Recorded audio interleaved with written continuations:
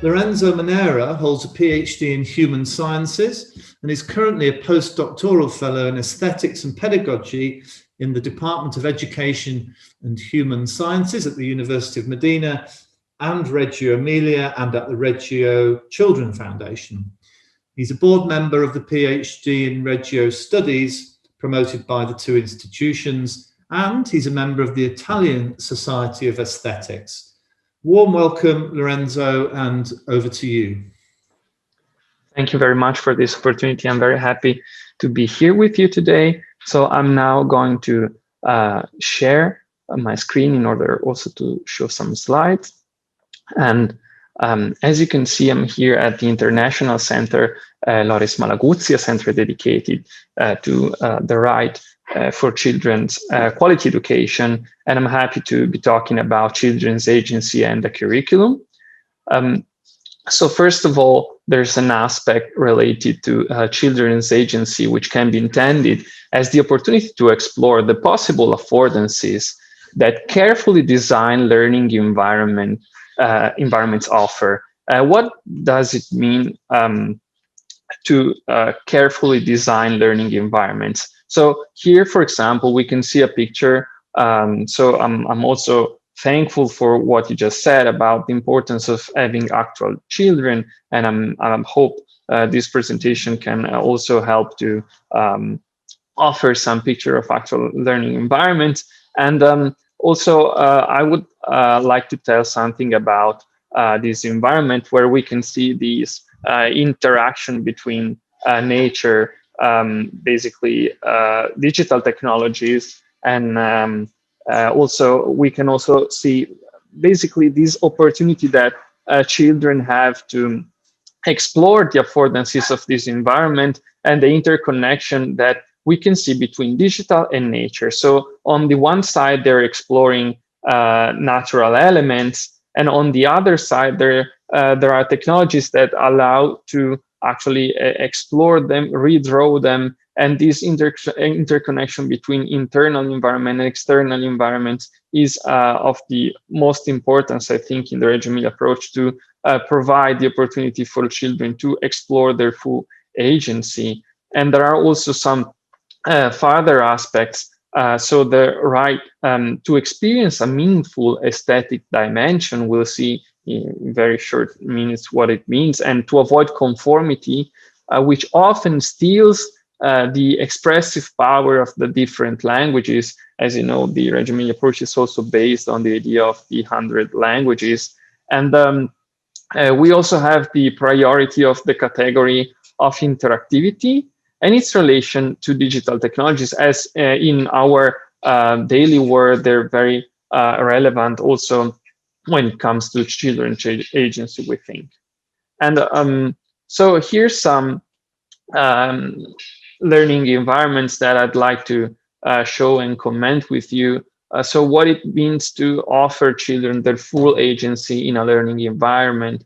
I think we think it also means to allow them to have many different kinds of materials available, and also to create an atmosphere.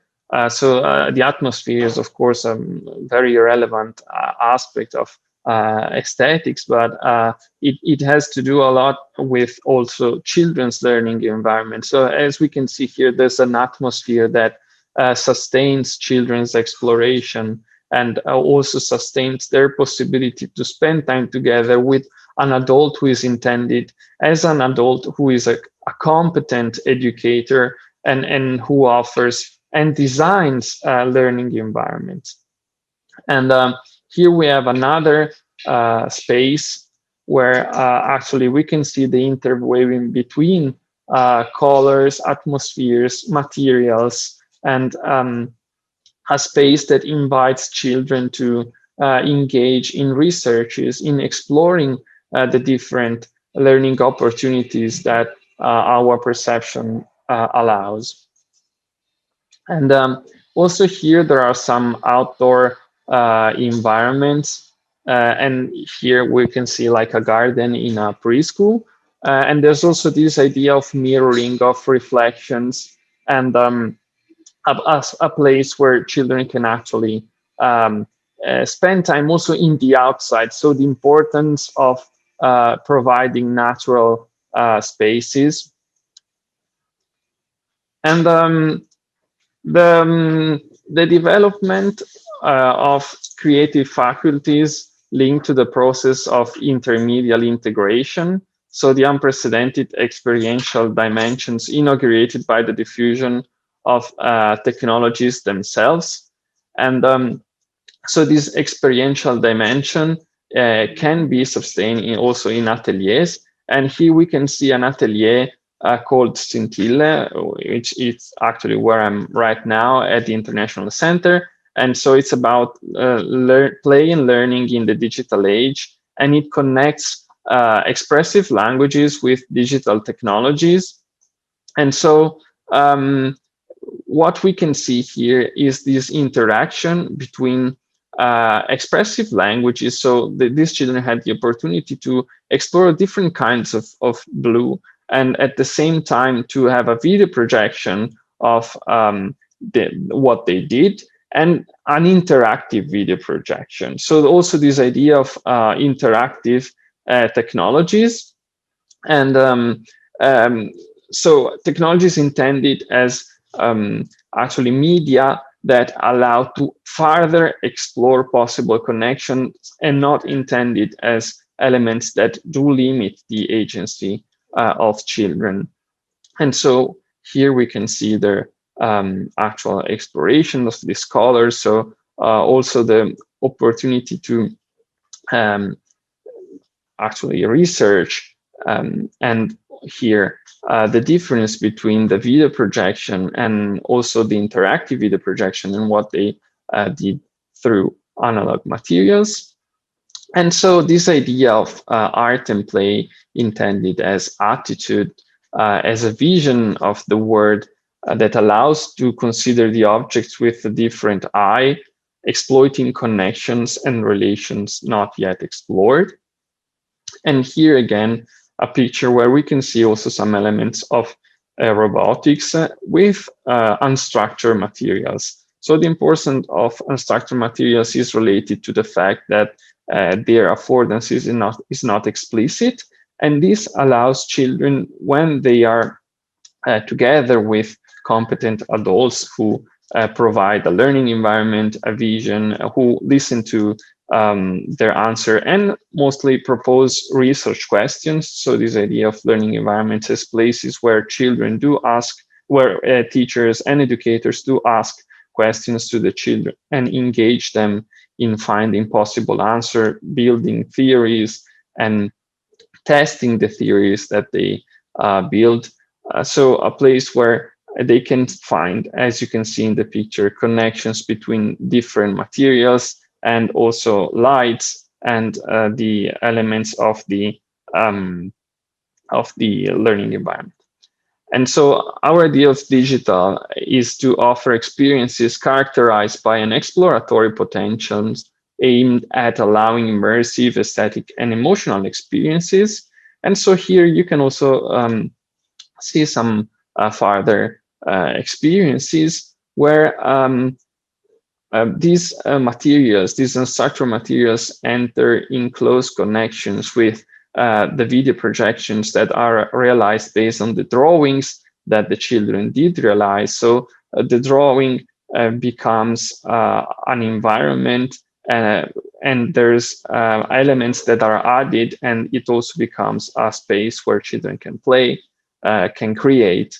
And so the importance of also providing them the opportunity to create further spaces and reinvent them. So a daily reinvention based on a long-term research process. And here's some other experiences where even with more simple materials and without particularly advanced digital technologies, children's agency can be fully reached. And this is also related to an idea of a learning environment, not based on complex tools, but also on simple ones, and the importance of this sense of exploration that characterizes children behavior in the early years. And the idea that adults should also learn from this attitude that children show. And so the idea of developing a process of re-aesthetization of the experience, finding new possible ways of interaction between different expressive languages. And so during the pandemics, there of course was the problem of how to guarantee the children the possibility to express somehow their agency. And so I'd like to share this couple of slides based on an experience that we made at distance. So we engage groups of children in using digital technologies creatively and actively. And so we proposed some examples of materials, and they basically could build and create new objects, new contexts. And here you can see some of the results. And as a very last aspect, I wanted to share a short experience realized in a preschool. So the exploration of a natural space, and also the construction of theory around complex phenomena. So how actually in this case, how do trees develop their lives, and how the natural cycle evolves. And so here there's this child, Sole, who is looking for the different lights. And so the lights are all different. She says there is the shadow that is cold, then there is the sunlight that is warm, and the light of our dress that is a reflection. And then Nora adds Parrot, which was a digital tool that allowed to gather some data, is a little bit in the dark, like in the trunk, but the little leaves are more in the light because they're out there.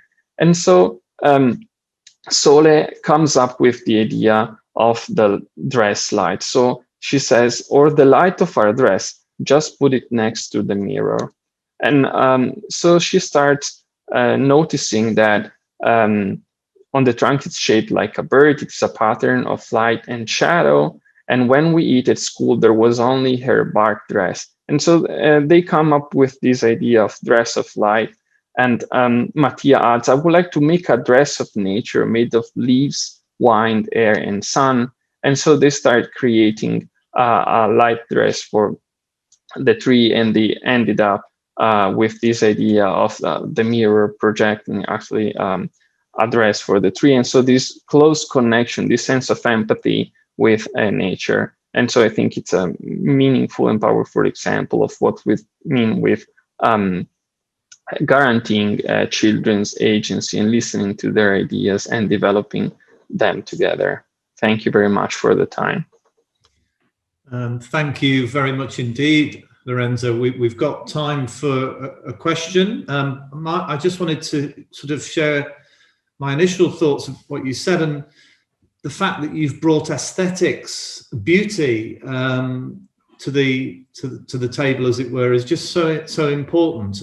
Breathtaking images, you know, and also for me, your sense of the digital, the positive understanding. You know, we're faced so often in the media, for example, with negative views of the digital world. Admittedly, there are risks, of course, but for me, the digital tools that children can use are just a natural extension of their world and the things that we want to help them use in, you know, really creative ways. And that brings me to the question from Monica Hingarani. She says, I'm interested in how families and communities' rich knowledge and experience of children's creativity and critical thinking can be included in the mix, perhaps sharing more around the characteristics of effective learning. And thank you, Monica, for your enjoyment of what you call the wonderful presentations. We agree. So, Lorenzo, families and communities.